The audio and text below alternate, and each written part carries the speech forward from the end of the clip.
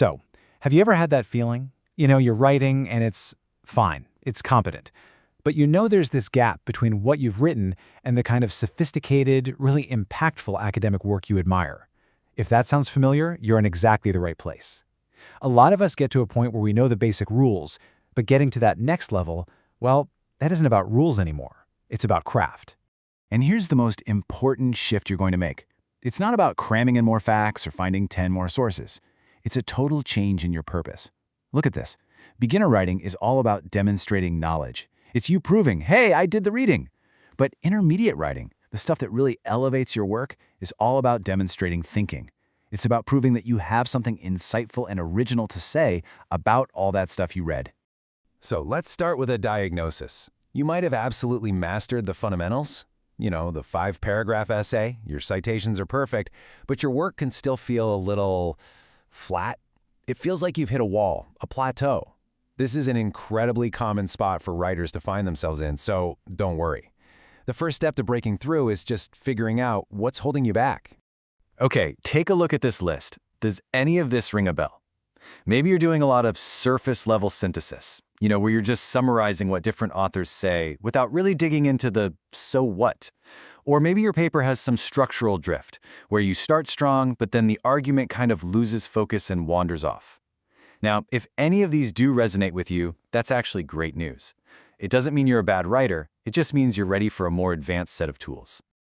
All right, let's get into our first breakthrough, arguing with nuance. The goal here is to avoid two traps. The first is sounding like a bulldozer, just flattening all the complexity with false certainty. The other is being so cautious, so balanced, that you don't really end up arguing for anything. The sweet spot, the real goal, is to have a strong, confident argument that is also totally honest about the complexities of the issue.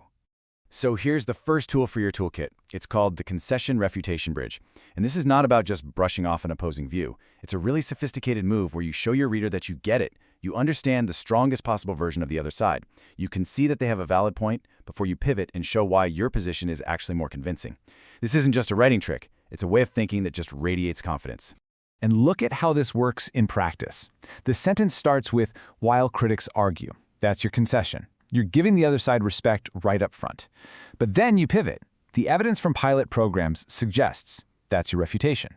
This structure gives you so much authority because you're showing that you've grappled with the tough questions and you've still landed on your conclusion.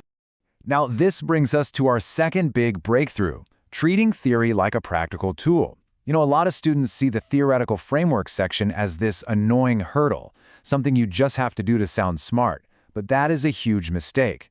Theory is not decoration. It's a lens. It's a powerful tool that literally changes what you're able to see in your own evidence.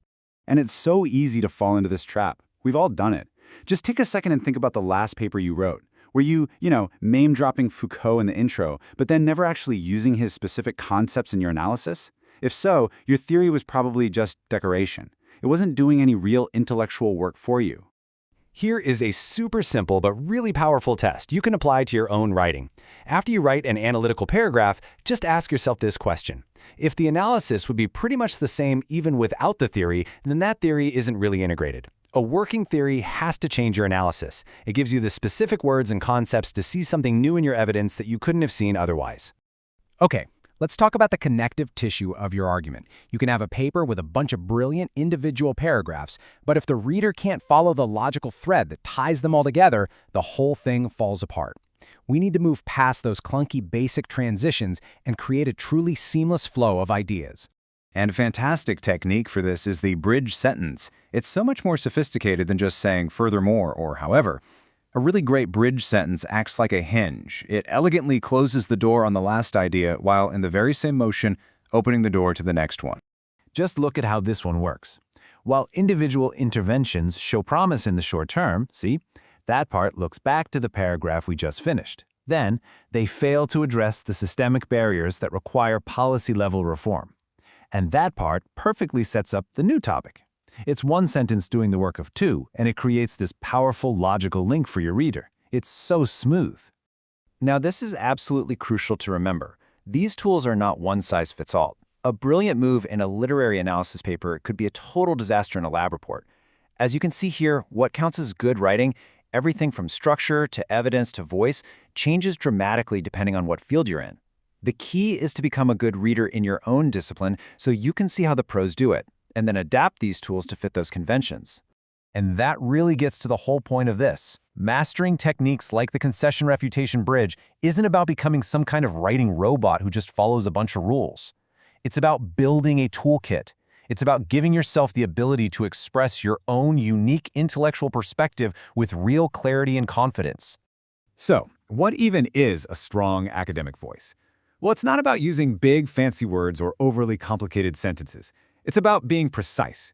It's about being confident enough to make a real argument, but also having the intellectual honesty to admit where there's uncertainty. And most of all, it's about showing the reader that you are genuinely engaged and curious about your topic. That's what makes writing come alive. And really, this is what it's all about. The goal isn't just to write a better paper. It's to think more rigorously. It's to move from just checking off an assignment to actually making a genuine contribution to an important conversation.